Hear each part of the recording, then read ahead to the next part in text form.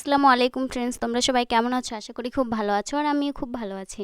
তো আমি আরেকটা নতুন ভিডিও নিয়ে আবার হাজির হলাম। তো আজ খেতে ইচ্ছে করছিল তালশাঁস, তার জন্য তালশাঁস খাওয়ার জন্য যাচ্ছিলাম। আর তাল গাছে গিয়ে দেখছি অনেকটা তাল ধরেছে, যার জন্য আর তাল গাছটা ছিল অনেকটাই বড়। সেখানে বাঁশ লাগানো হচ্ছিল, কারণ অত বড় তাল গাছে ওঠা যাবে না। আর আমি দা আর সুতো নিয়ে রেডি, কারণ বাঁশটাকে বাঁধতে হবে, না হলে তো ওঠা যাবে না। ফার্স্ট আমি দাদার সঙ্গে আমিও দাদাকে হেল্প করলাম বাঁশটা বাঁধানোর জন্য, কারণ দড়িটা গাছটা ছিল অনেক মোটা। তারপর বাঁধানো কমপ্লিট। তো এবার ভাইকে দাটা আমি তুলে দিচ্ছিলাম, কারণ নিচে নামলে সে আর উঠতে পারবে না। তো তারপর দেখতে দেখতে সে উঠে গেছে উপরে, তাল পড়বে, এক্ষুনি পড়বে।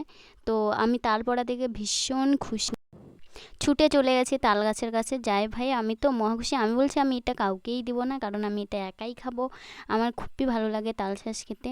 আর তালশাঁসটা খুব ছোট ছিল, কিন্তু তালগুলো ছোট ছিল, কিন্তু ভেতরে কি আছে বলা যাচ্ছে না। তারপর গিয়ে আমি কাটলাম তালটাকে, কেটে দেখছি যে কি বলবো, আর কপালটাই খারাপ আমার। মা বলছে কি রে আছে, আমি বলছি না কিছুই নাই, কারণ খুব ছোট ছোট হয়েছে।